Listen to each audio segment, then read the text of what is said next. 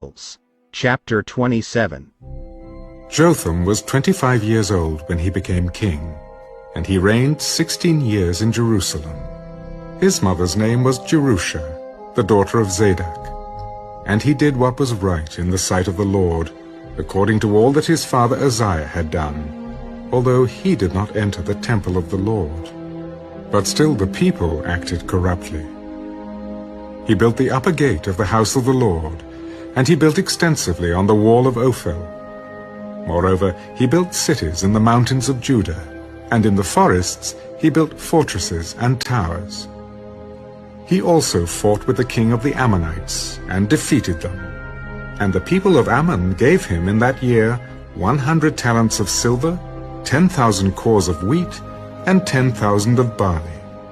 The people of Ammon paid this to him in the second and third years also. So Jotham became mighty, because he prepared his ways before the Lord his God. Now the rest of the acts of Jotham, and all his wars and his ways, indeed they are written in the book of the kings of Israel and Judah.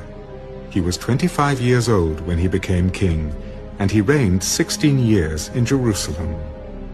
So Jotham rested with his fathers, and they buried him in the city of David. Then Ahaz his son reigned in his place.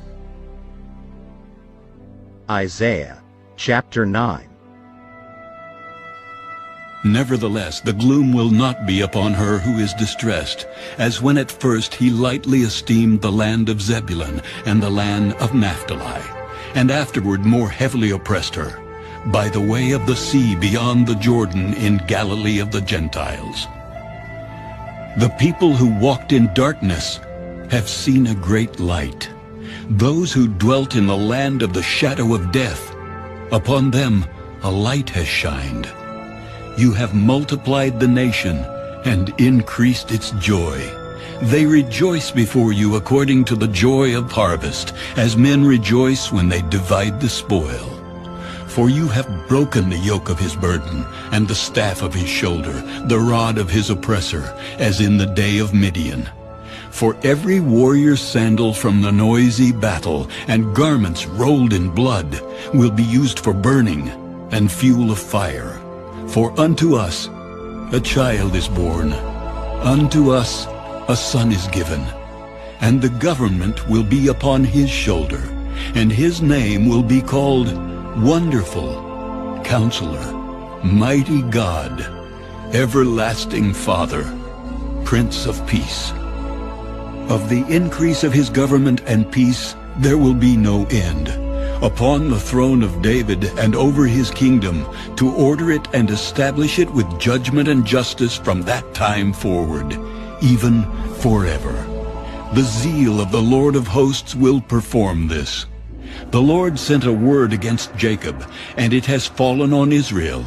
All the people will know, Ephraim and the inhabitant of Samaria, who say in pride and arrogance of heart, The bricks have fallen down, but we will rebuild with hewn stones. The sycamores are cut down, but we will replace them with cedars. Therefore the Lord shall set up the adversaries of reason against him, and spur his enemies on, the Syrians before and the Philistines behind, and they shall devour Israel with an open mouth. For all this his anger is not turned away, but his hand is stretched out still.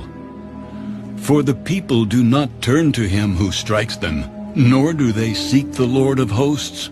Therefore the Lord will cut off head and tail from Israel, palm branch and bulrush in one day. The elder and honorable, he is the head. The prophet who teaches lies, he is the tail. For the leaders of this people cause them to err, and those who are led by them are destroyed. Therefore the Lord will have no joy in their young men, nor have mercy on their fatherless and widows. For everyone is a hypocrite and an evildoer, and every mouth speaks folly. For all this his anger is not turned away, but his hand is stretched out still. For wickedness burns as the fire, It shall devour the briars and thorns, and kindle in the thickets of the forest. They shall mount up like rising smoke. Through the wrath of the Lord of hosts, the land is burned up, and the people shall be as fuel for the fire. No man shall spare his brother, and he shall snatch on the right hand, and be hungry. He shall devour on the left hand, and not be satisfied. Every man shall eat the flesh of his own arm.